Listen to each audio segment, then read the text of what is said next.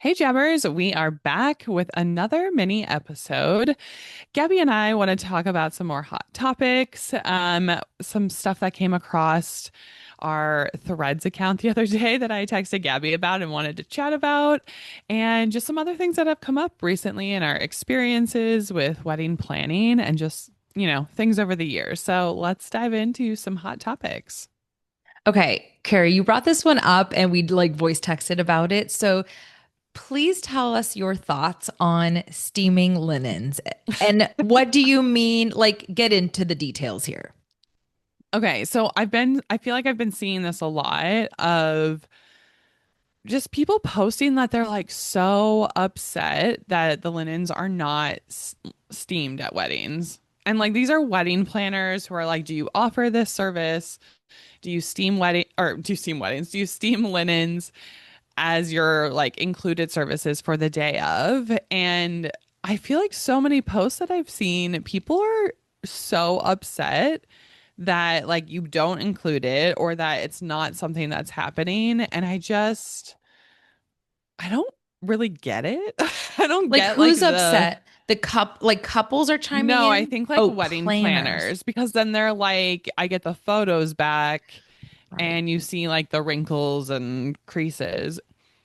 Granted, if you're getting linens from like a high-end company, I typically feel like those come like pressed and hmm steamed very well. They're not wrinkled. Yes, there's always going to be a crease down the center of the hmm table, And I think it but depends on the fabric, right? Because like right. we all know the polyester ones are going to be, they have those lines dead center and Yeah. on top. The silk or like satiny ones, they also always do. But like your heavy pattern ones, Oh my gosh, I don't think never. never. I'm And I like, don't think that's worth perfect. steaming. Yeah. No. Also, and then I've seen people, on the comments, it's like, of course I do this. I would never not offer this. And then other people are like, I don't have time. Like, No. a lot of times it comes down to like, we only get 2 hours or 3 hours to load in prior to the wedding, which is insanity. Which that's a whole nother topic Oh, I want to yeah. talk about. And you honestly have to plan for it. That's like hiring additional staff, and that could take hours. Like if you have 20 tables, and then even like Oh, let's say you have linens on, welcome table, cocktail tables, like that takes a long time to yeah. steam. And most couples, I don't know, my couple's not paying like four extra people to come and steam the Mm-mm. linens. No, I think in a dream world, would it be nice to have a dedicated person that is solely responsible for steaming linens and doing little details? Like, I can't tell you how many times a caterer will, a serving team will go and put down the flatware, but like it won't be even or it'll be a little bit crooked. And then the photographer takes the photo and doesn't fix the fork. Are you kidding me?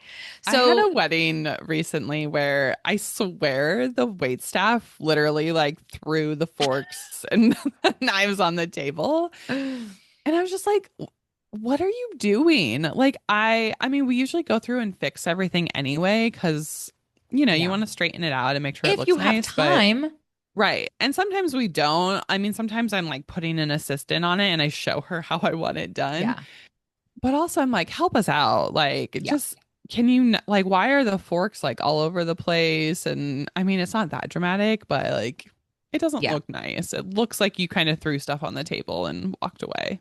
Yeah. But like having a person on our team that's a dedicated details person, Hmm. then yes, I would have them steam the linens. Now, on the flip side, I do know a lot of wedding planners that will have a bridal attendant to steam the bridesmaids' dresses. Yes. I do not feel comfortable steaming dresses personally. Like I have a small steamer for a little, if I need to do a veil or something, but like, don't bring your wrinkled up, fully like, out of the box dress for me to Yeah. steam. I don't have a professional grade steamer, like the nice steamers that you would Yeah. find in a shop. I also am like, I'm not a seamstress. I don't know all the fabrics so perfectly well. I don't know what temperature I need to put it for every type of fabric. Like, Mm, there's so much of a risk of ruining someone's dress that I do yeah, know some planners that are like, I won't touch a dress with a 10-foot pole. It's right, too much of a liability. right. What are your thoughts on that?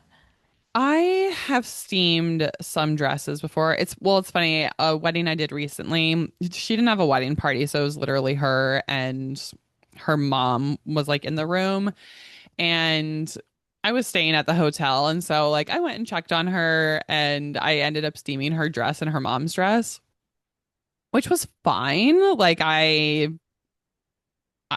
they had a cheesecloth, so we basically put that over the Hmm. steamer. And like it was a material that I knew was gonna be fine. But I usually don't do it. But for her, I was like, whatever, it's fine. Like it's a super small wedding and I was just helping her out. Um, but yeah, usually I'm like, I'm not here to steam everyone's dresses. Yeah. So I usually tell my clients, like, make sure to bring a steamer and put somebody on it in the morning Yeah. so that it does get done, but I'm usually not touching it. If I Yeah. am, I will help with the bride, like that gown, if like requested and the bridesmaids just don't know what's going How to on. do. Yeah. I mean, I have a steamer in my like wedding kit. And there's one temperature, so I'm just like, well, we'll see how it goes. Yeah, Yeah. fair. But all that to say, like, I guess for the linens part, I will do a sweetheart table Yeah. linen if I know it's going to be showcased, it's going to be photographed. It's more exposed on the front usually than like rectangulars. You've got the chairs tucked in around, but a Right. sweetheart table, you have the whole front showing. And especially if you're going to put flowers there, I know they're going to get photographed. So I will Yeah. go and steam that. I hate the polyester linens. You know, Oh, I know. they don't steam There's that always like a well. weird part, like when it comes Yeah. off the hanger, it's like the center of the table. It like And sits weird. there's a seam on Yeah. those 6 foot and 8 foots right Yep. in the center. So even if you steam it, there's an actual sewed on seam there. Yeah. Yeah. Someone, Polyester linens are shit. All right. I'm just gonna say it. They look cheap.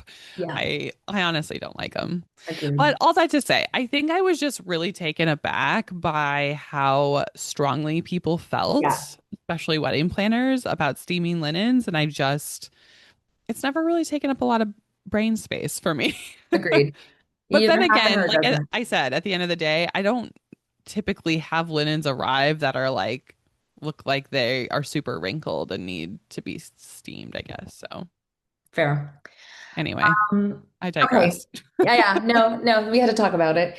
Okay. Okay, Gabby, I know. Whoa, sorry. Pause.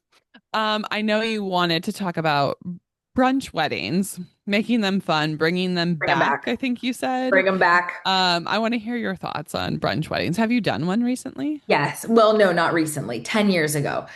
I did a brunch wedding and I still think about it to this day.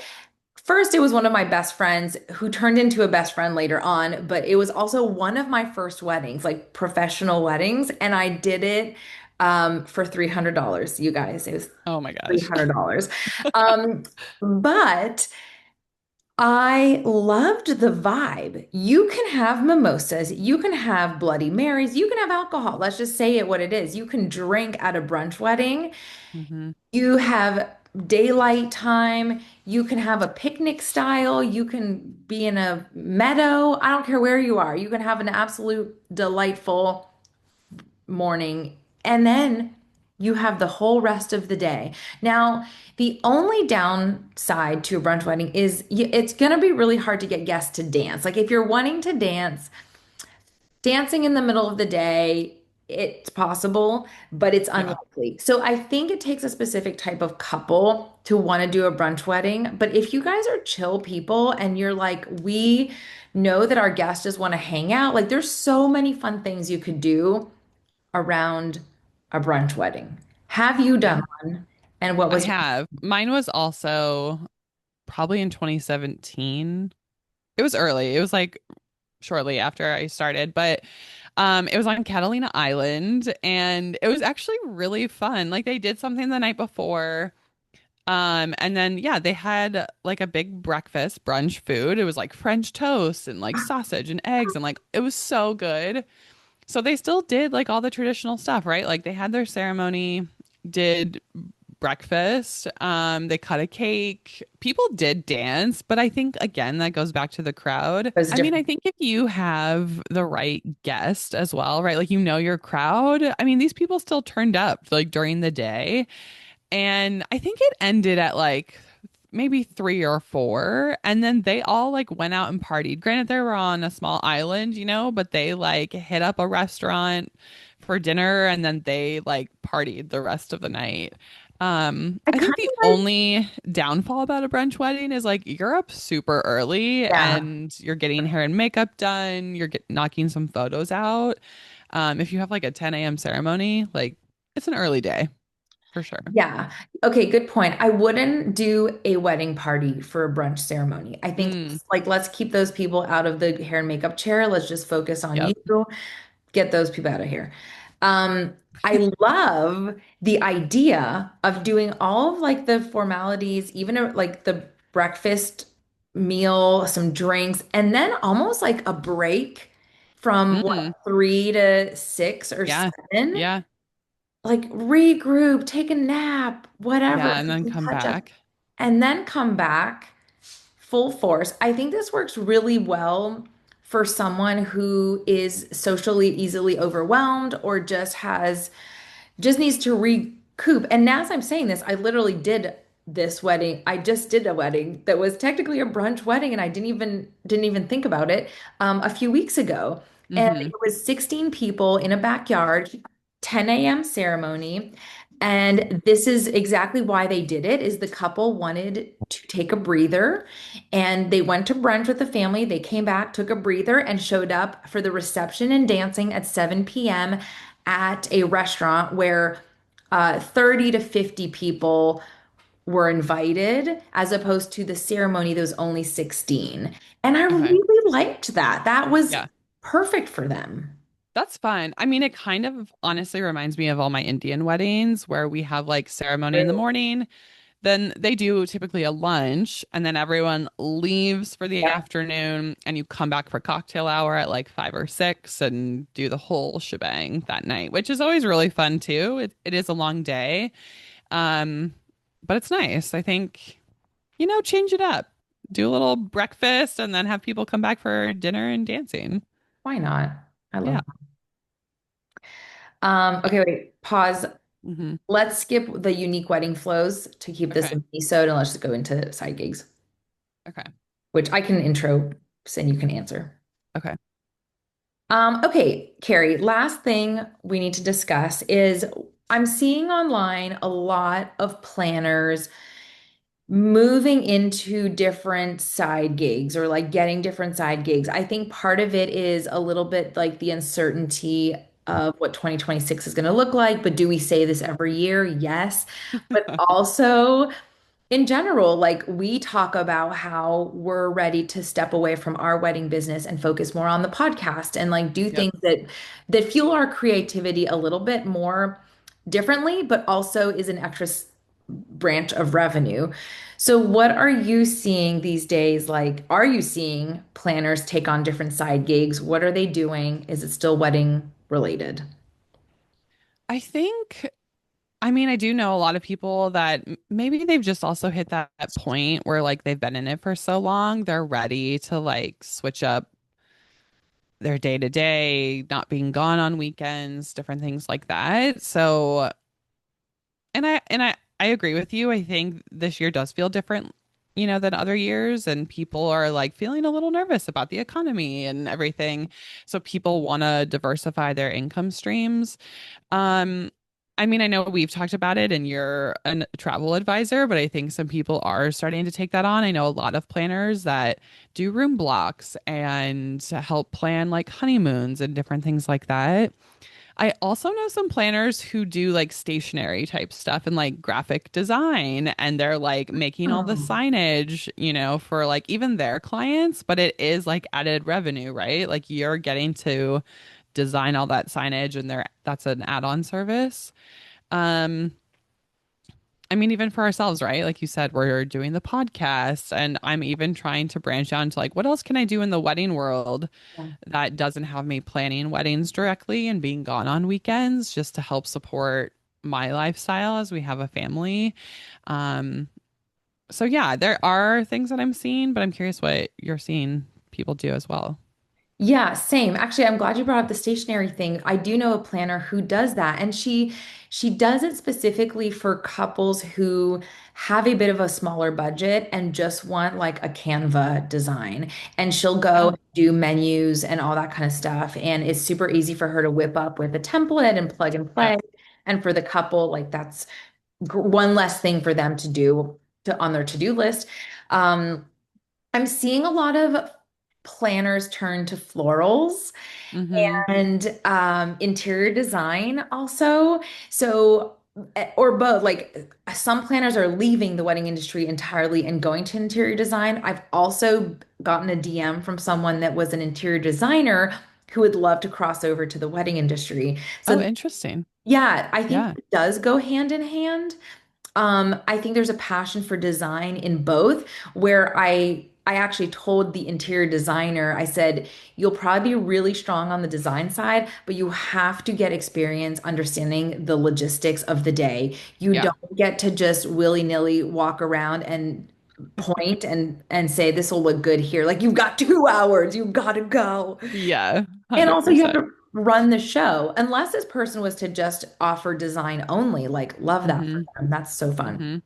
Mm-hmm. Um, I mean, I've also seen a lot of people, this might be more like photo video teams, but a lot of people are becoming content creators oh and adding yes, that service. I mean, that sounds awful to me because I hate making reels and things. But it's like people are hiring for that all of the time, and it's such a good like side gig to have and or to add to your services that you already offer. good point. I have seen that a lot, and you're right. Photo video mostly. I have seen a couple planners offer Hmm. that as an add-on service. Yep, like they have a team member on, yeah, that they Yeah. are like they'll be your content creator for the day. Brilliant. And even if it's not someone who's truly on their team, if they're Right. outsourcing that and white labeling it, more power to you. Like if you make a small percentage off of that, awesome. Like Yep. love that. Yeah.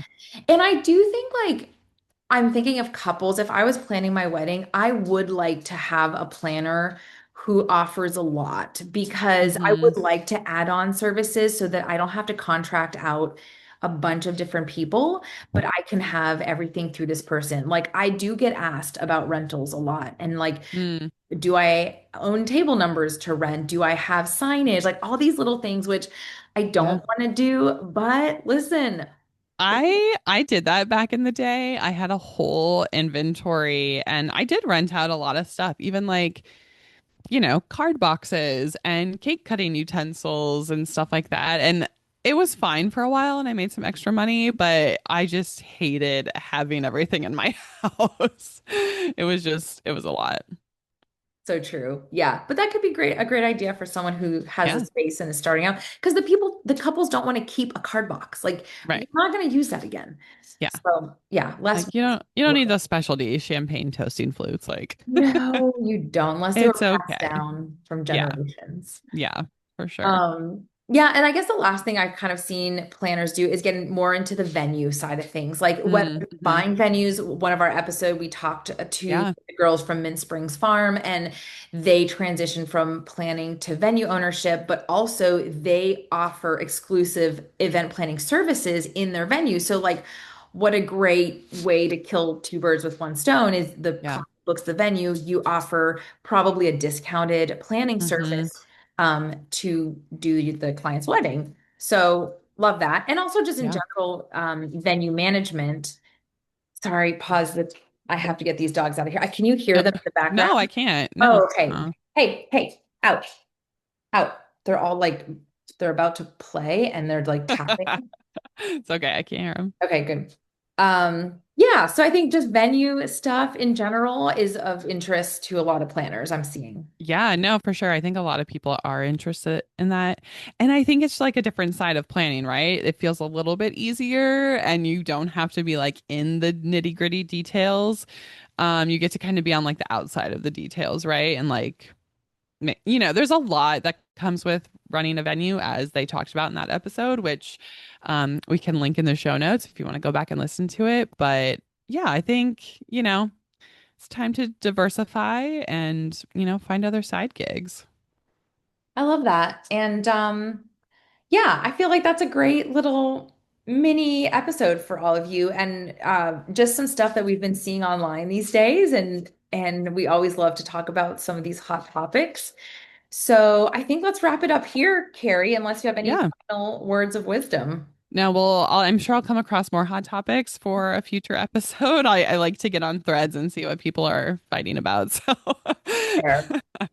yeah, thanks, Jabbers, for being here. If you have any hot topics that you want us to talk about, or you want to give your 2 cents on, shoot us an email or DM on Instagram, and we would love to chat about it. But we will be back in 2 weeks, and we have a lot of great content coming out for 2026. So stay tuned. And also, you can come follow us on Substack. We have bonus content over there for paid subscribers. And then we do release extra content just for non-paid subscribers as well. But come and follow us over there for some extra content. And we'll see you soon. Bye. Bye.